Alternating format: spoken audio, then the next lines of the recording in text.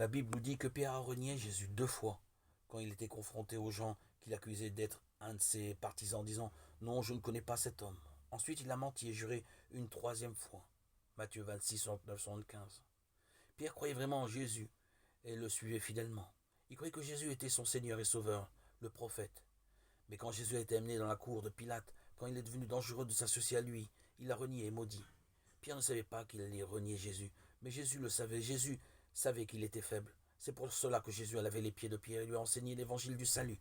Comme il a été écrit dans Jean 13, tu pécheras dans le futur, mais j'ai déjà lavé tous les péchés du futur. Pierre a renié Jésus quand sa vie était en danger, mais c'était la faiblesse de sa chair qui le lui a fait faire. Donc pour sauver ses disciples de toute leur iniquité future, Jésus a lavé leurs pieds.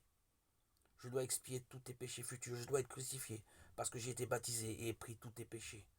Et je dois les payer pour devenir le vrai sauveur de tous. Je suis votre Dieu, votre sauveur, je dois payer pour tous vos péchés. Et je dois devenir votre berger par mon baptême et par mon sang. Je suis le berger de votre salut. Pour ancrer solidement cette vérité dans leur cœur, Jésus a lavé leurs pieds, après la fête de Pâques. C'est la vérité de l'Évangile. Parce que notre chair est faible, même après notre nouvelle naissance, nous pécherons de nouveau. Bien sûr, nous ne devons pas pécher. Mais quand nous péchons et faisons face à des difficultés sévères, comme dans le cas de Pierre, nous avons tendance à pécher sans avoir vraiment l'intention de le faire. Parce que nous sommes faits de chair, nous sommes parfois menés à la destruction par nos péchés. La chair péchera tant que nous vivrons dans ce monde séculier. Mais Jésus a pardonné tous les péchés par son baptême et son sang sur la croix. Nous ne régnons pas le fait que Jésus soit notre sauveur.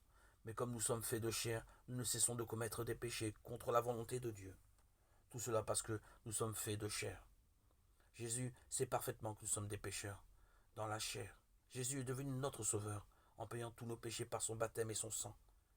Il a débarrassé de leurs péchés tous ceux qui croient en son salut et en sa résurrection. Les 4 évangiles commencent avec le baptême de Jésus par Jean-Baptiste. Le but de sa vie sur terre était d'accomplir l'évangile de la nouvelle naissance, l'évangile du salut.